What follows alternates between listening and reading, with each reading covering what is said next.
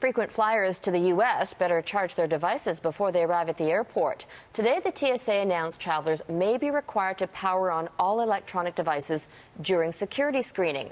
As a result, dead cell phones, tablets, and laptops may not be allowed on board. As Paul Johnson reports, travelers are concerned that long security lineups are about to get even longer.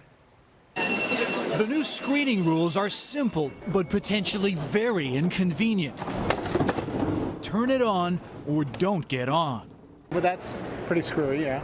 Mine didn't even work. Yeah, that's going to be difficult because there have been plenty of times that my phone's been out of juice at the airport. U.S.-bound passengers in Europe, the Middle East, and Africa will have to show a screener they can power up their devices before boarding. The worry is that cell phones, tablets, or laptops could be stuffed with explosives to get around security and bring down a U.S.-bound jetliner. I directed that we step up our aviation security at some last point of departure airports coming into the United States.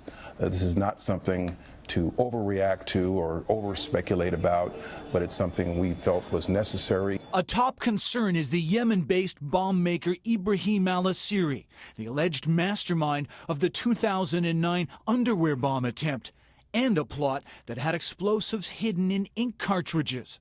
Both stopped in time, but neither detected by ordinary screening. Canadians can consider themselves fortunate. As it stands now, this rule does not apply to passengers flying directly to the U.S. from a Canadian airport. However, if you're flying to the U.S. from one of the countries they're concerned about, your Canadian passport is not going to exempt you from the new rules about electronics. In recent years, there's been a trend of scaling back some of the more rigid procedures enacted after 9/11. But there's a new worry about the thousands of Islamists from Western countries who've been fighting in Syria and Iraq, and a continued fixation, experts say, about attacking American airplanes. Paul Johnson, Global News, Washington.